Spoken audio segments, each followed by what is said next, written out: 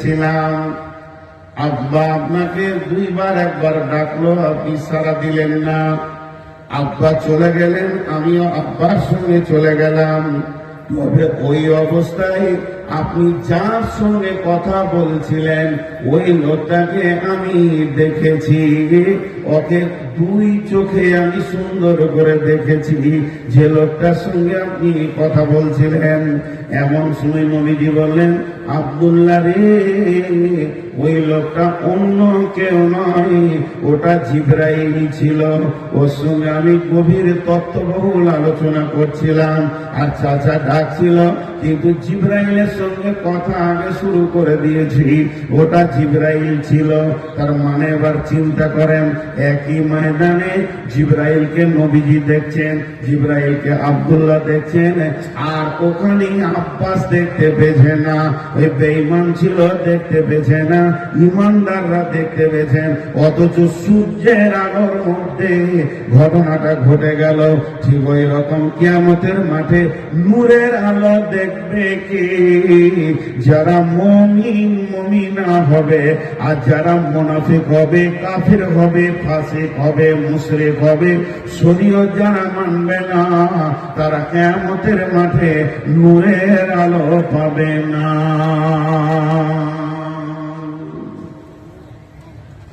হলো একটা ঝামেলা মরলো। কিন্তু আর একটা মজার খবর বলে দিই, নূরটা এমন নিয়ামত, হিসাব হওয়ার আগে আপনি জানবেন আমি জান্নাতি।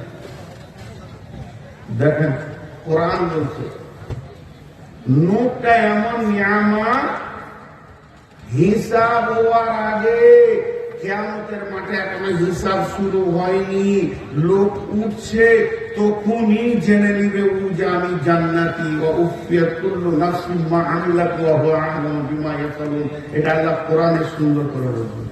যখন আমার ফার্স্ট ক্লাস কোথায়, মানে এতক্ষণ বায়ান শুনেন, এতক্ষণ কোথাও ঘুম মেরে আল্লাহ কত রকম মাল এখানে রেখেছে দলিল করে। পানি খায়, ওকে দেখেই ভয় লাগে।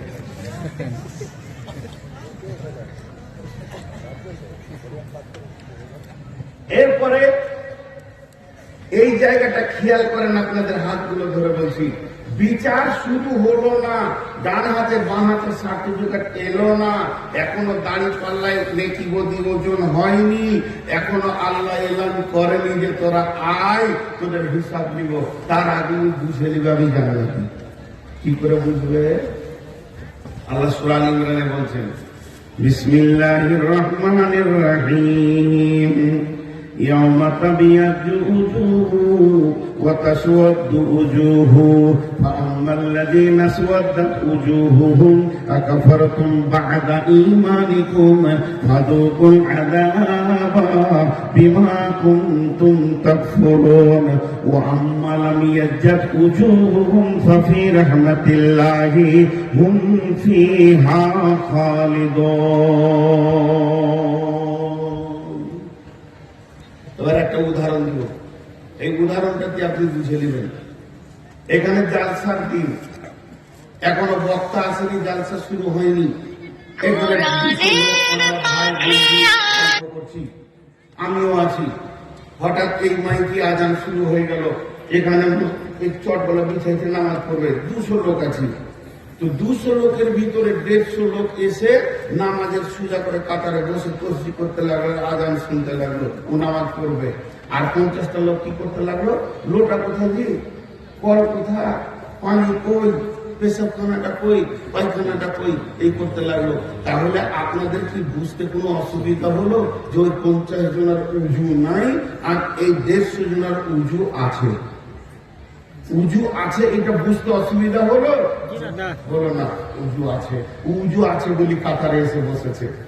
তো আল্লাহ তাবারাক ওয়া তাআলা কি বলছে, ইয়াওমা তাবিয়াজ্জু উজুহু ওয়া তাসওয়াদ্দু উজুহু ফাআম্মাল্লাযীনা আসওয়াদ্দাত উজুহুহুম আকাফারতুম বা'দা ঈমানিকুম ফাযুকুল আযাবা বিমা কুনতুম তাকফুরুন ওয়া আম্মা লাম ইয়াজ্জাত উজুহুহুম ফাফি রাহমাতিল্লাহি হুম ফিহা খালিদুন ওরে দুনিয়াবাসী রে, ওরে বিশ্ববাসী রে, আমার গোলামের দল রে, যখন তোরা কিয়ামতের মাঠে দল দল উঠবি, তা তোদের শরীরে অটোমেটিক আলো লেগে যাবে। এক দলের লোকের আলো লাগবে আর এক দল লোকের আলো লাগবে না, তাদের চেহারাগুলো কালো হবে। ওই যাদের চেহারা কালো হয়েছে তারা ঈমান আনার পর কুফরি করেছে, এর জন্য তাদেরকে আযাবকে চিনতে হবে, আযাবের স্বাদ নিতে হবে। আর আমার আল্লাহ এবার কত বড় আনন্দ দিচ্ছেন আমাদেরকে। ওরে আমার দল, ওরে আমার মুমিনের দল, তুই যখন কিয়ামতের মাঠে উঠবি, এখনো বিচার শুরু হলো না, এখনো দাড়ি পাল্লা এলো না, এখনো তোকে ডাকা হলো না, তুই কি করেছিস বল।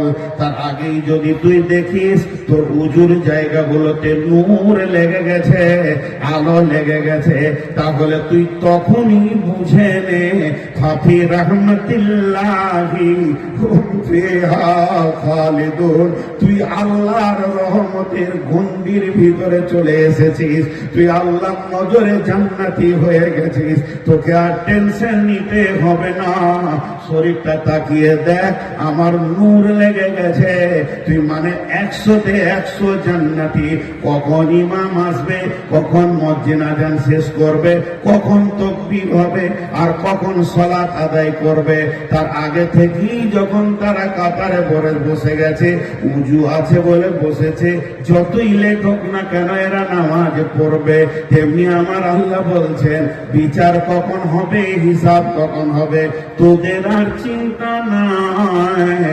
তোদের শরীরে যখন নূর লেগে গেছে, ফাফি রাহমাতিল্লাহি হুম ফিহা খালিদুন, তোরা আল্লাহ রহমতের গণ্ডিতে ঢুকে গেছি।